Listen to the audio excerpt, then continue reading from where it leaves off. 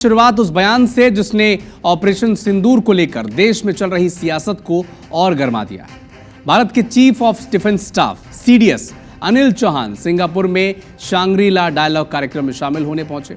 इस दौरान 6 भारतीय फाइटर जेट गिराने के पाकिस्तानी प्रोपेगेंडा को बेनकाब भी किया, लेकिन साथ ही भारतीय जेट गिराए जाने की बात भी स्वीकार ली गई। आखिर क्या था सीडीएस चौहान का वो बयान, और उसी बयान पर अब कांग्रेस पार्टी क्यों है सरकार पर हमलावर, इस रिपोर्ट में आप समझें।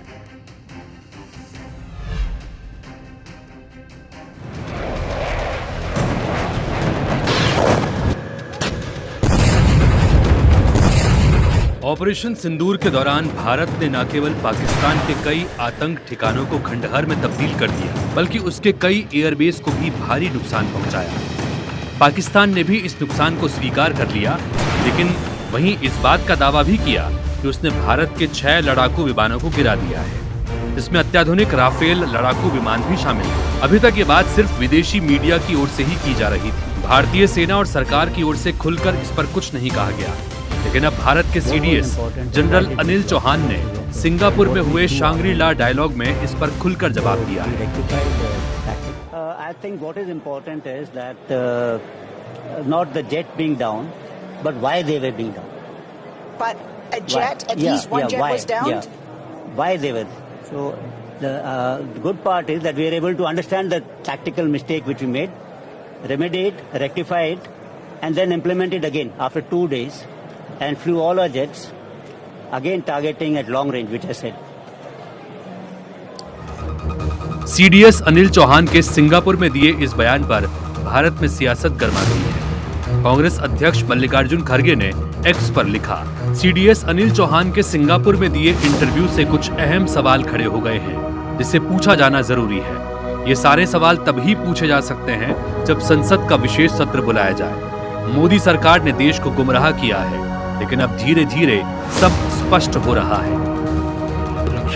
कांग्रेस नेता जयराम रमेश ने भी सीडीएस अनिल चौहान के बयान को लेकर बीजेपी पर हमला बोला और इस बात पर नाराजगी जताई कि जो जानकारी हमें सरकार की ओर से मिलनी चाहिए थी वो सिंगापुर से मिल रही है। जयराम रमेश ने डोनाल्ड ट्रंप के सीज फायर के दावे और पीएम मोदी की चुप्पी पर भी सवाल खड़े किए। हमारे सम्मानित आदरणीय chief of defence staff general Chauhan ji ने सिंगापुर में एक भेंट वार्ता में बहुत सारे चीजें कही हैं।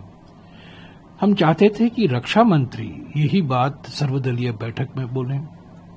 हम चाहते थे कि यही बात जो जनरल चौहान ने कहा है प्रधानमंत्री लोकसभा में बोले, राज्यसभा में बोले।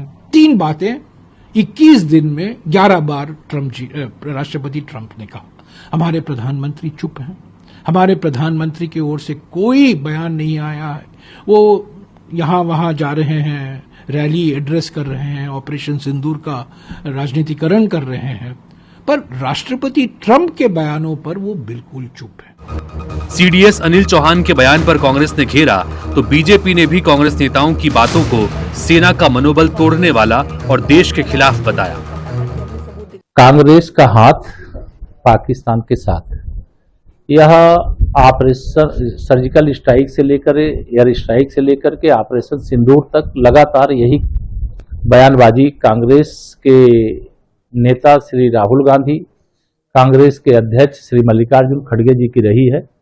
खड़गे जी आज सेना के ऊपर विश्वास करने का नाटक जो कर रहे थे उसको फिर से उन्होंने अपनी स्टेटमेंट से कंडम कर दिया है, जबकि सेना के शौर्य को पूरे देश ने देखा है और विश्व ने माना है।